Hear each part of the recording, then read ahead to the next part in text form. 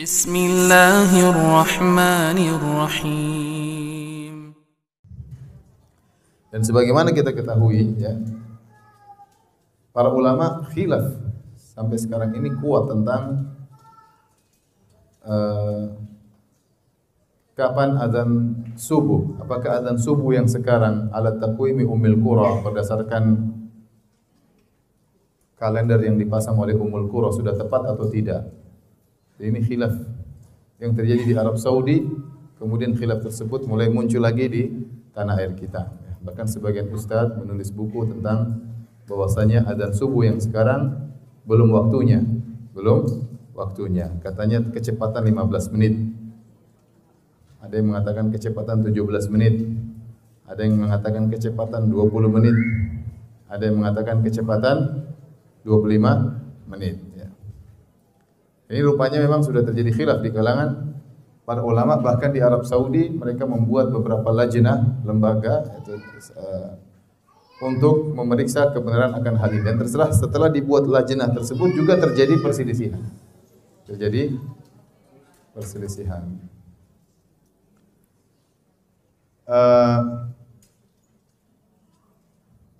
Jadi kalau kita kembali kepada cakrawala, ini cakrawala. Nah, matahari waktu timbul fajar, matahari posisi di sini.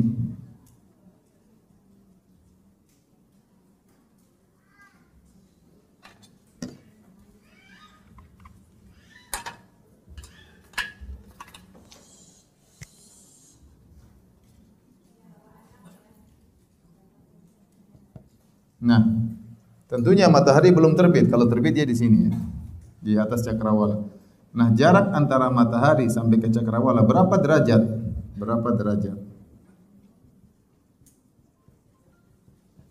Baru kemudian terbit, kelihatan cahaya di sini. Ya. Muncul fajar. Berapa derajat? Ya. Maka ada khilaf di antara mereka. Ada yang mengatakan 19 derajat. Kalau saya tidak salah ingat, kalau Taqwim Ummul Qura itu ada yang mengatakan 19 derajat. 19 derajat berarti lebih di bawah, jaraknya 19 derajat, lebih di bawah, paham? Berarti lebih cepat fajarnya, lebih cepat azan subuh. Ada yang tidak, ada yang mengatakan jaraknya lebih pendek, ya.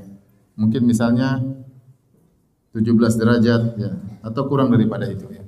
Intinya ada khilaf berapa derajat mulai bisa dikatakan muncul fajar.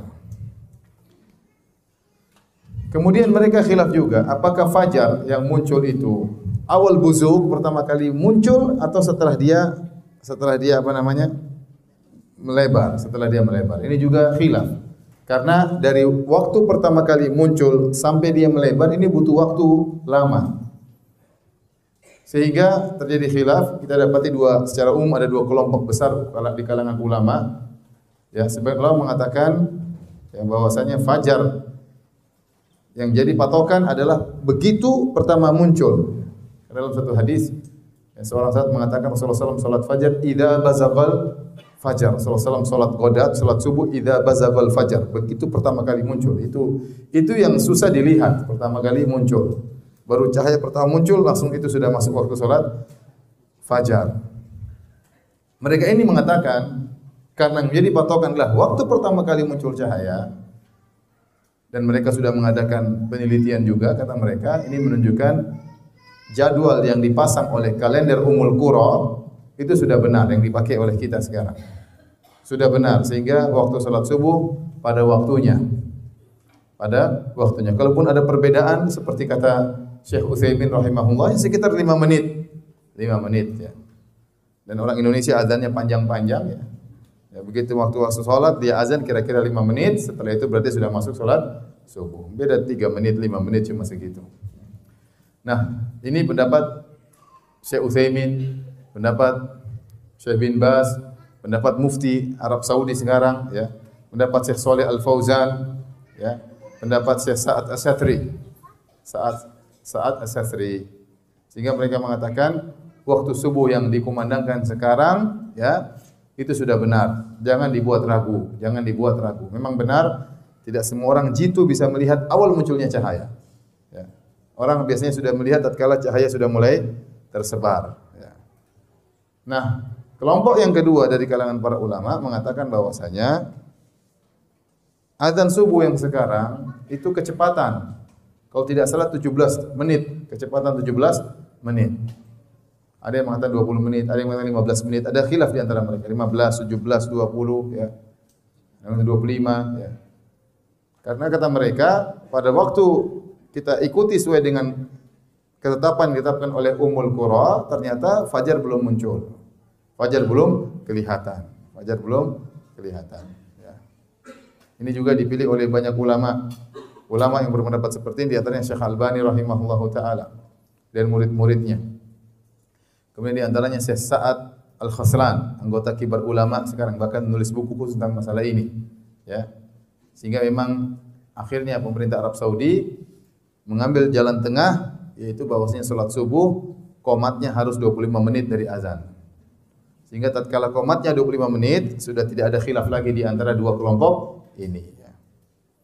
Khilaf tersebut ternyata sampai juga ke tanah air. Sampai ada sebagian ustadz yang menulis buku bahwa kalau tidak salah 15 menit, saya juga dikasih hadiah buku tersebut. Dia sudah periksa, dia sudah pergi ke tengah, entah ke tengah hutan, entah ke tengah mana ya, untuk melihat. Karena harus kalau untuk ngecek benar-benar tidak ada lampu, sehingga bisa kelihatan fajar itu pertama kali muncul. Sehingga dia menyimpulkan bahwasanya adzan subuh yang kita dengar sekarang ini kecepatan 15 menit. Ya. Wallahu a'lam bishawab, ya, saya sendiri belum pernah praktekkan. Cuma berdasarkan dari dua kelompok ini sama-sama punya dalil dan sama-sama sudah praktekkan. Ya, sama-sama juga sudah praktekkan. Maka kalau bisa kita dengan hati-hati, maka hendaknya kalau sudah dikumandangkan adzan menurut jadwal, maka kita jangan makan lagi. Kita harus segera berpuasa kalau bulan Ramadan. Tapi kalau bisa kita sholat setelah 15 menit itu lebih baik. Itu lebih baik. Ya. Itu yang ideal, yang agar kita benar-benar tenang. Ya. Tapi kenyataannya di masyarakat kita antara adzan dan iqamat paling cuma 10 menit. Itu sudah baik ya. Terkadang cuma 5 menit ya. Antara adzan dan iqamat ya. Ya apa boleh buat ya. Kita sholat aja. Apalagi pendapat yang mengatakan sudah tepat pendapat banyak ulama. Saya katakan di antaranya Mufti Syekh Abdul Aziz Al-Syekh, di antaranya Shalih Al-Fauzan, ya, di antaranya Sa'ad As-Sasri, itu semua ulama kibar. Ya, mereka mengatakan penanggalan sekarang sudah tepat. Tapi seandainya kalau kita punya masjid sendiri, kalau bisa qomatnya 20 menit. Lagi pula orang bangun subuh masih berapa? Persiapan mau ke toilet ya dan macam-macamnya. Karenanya ibu-ibu, kalau ibu-ibu saya sarankan lebih baik untuk sholat subuhnya kira-kira 20 menit setelah azan. Ini lebih baik. Bukan saya mengatakan tidak boleh sebelumnya, agar keluar dari perselisihan. Paham? Kalau ibu-ibu sholat 20 menit setelah azan tidak ada yang menyalahkan. Tapi kalau ibu-ibu sholat 10 menit setelah azan masih ada yang bilang tidak sah. Ingat ya, saya tidak mengatakan tidak sah karena dua-duanya ada ulamanya. Saya hanya mengatakan lebih baik bagi ibu-ibu untuk menunda sebentar agar lebih tenteram. Dua-dua pendapat mengatakan apa? Sah. Kalau bapak-bapak memang susah seperti masjid saya di rumah paling 10 menit mereka qomat 15 menit ya. Ya sudah saya sholat berjamaah bersama mereka ya. Karena yang mengatakan dalam hal ini saya masih taklid ya. Karena saya belum bisa cek sendiri dan dua ulama yang mengatakan saya lebih sikoh kalau saya lebih sikoh kepada yang mengatakan sudah sah. Kenapa? Yang mengatakan Syekh Shalih Al-Fauzan, yang mengatakan Syekh Abdul Aziz Al-Syekh, kemudian yang mengatakan Syekh Sa'ad As-Sasri, saya kenal juga orangnya, saya tahu juga kecerdasannya kayak apa ya. Jadi untuk hal ini saya taklid. Kalau mau dikatakan saya tidak taklid, saya harus praktek sendiri pergi ke tengah hutan ya. Suatu saat mungkin akan saya praktekkan, tapi sekarang saya masih malas ya.